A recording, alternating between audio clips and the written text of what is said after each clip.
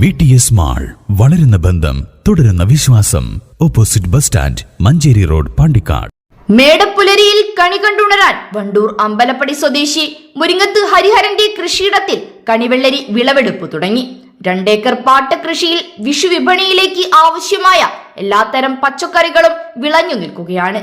സമീപ ജില്ലകളിലേക്ക് അടക്കമാണ് കയറ്റി അയക്കുന്നത്.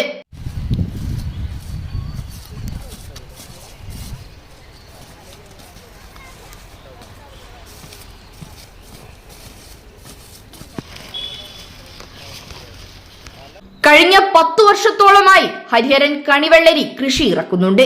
ഒരു തവണ പോലും മുടക്കുമുതൽ ഹരിഹരന് തിരിച്ചു കിട്ടിയിട്ടില്ല. ഇത്തവണ വേനൽ മഴ കുറവായതും വന്യമൃഗശല്യങ്ങൾ കാര്യമായി ഇല്ലാത്തതും കൃഷിക്ക് അനുകൂലമാണ്. എല്ലാം കൊണ്ടും ഇത്തവണ കൃഷി ലാഭകരമാകും എന്നാണ് ഹരിഹരന്റെ കണക്കുകൂട്ടൽ. നമ്മളിപ്പോ ഈ പ്രാവശ്യത്തെ കണിവെള്ളരിന്റെ വിളവെടുപ്പാണ് ഇപ്പൊ ഇവിടെ നടന്നുകൊണ്ടിരിക്കുന്നത്. ഏകദേശം 3 ഏക്കറോളം സ്ഥലത്ത് കണിവെള്ളരി, തണ്ണിമത്തൻ, മറ്റ് പയറ്, വെണ്ട, പച്ചക്കറികളെല്ലാം ഇപ്പൊ വിളവെടുപ്പിന് പാകമായിട്ടുണ്ട്. ഈ പ്രാവശ്യം ഇപ്പോൾ കഴിഞ്ഞ പ്രാവശ്യം നമുക്ക് മഴ ചതിച്ചത് കൊണ്ട് കുറെ നഷ്ടം വന്നു.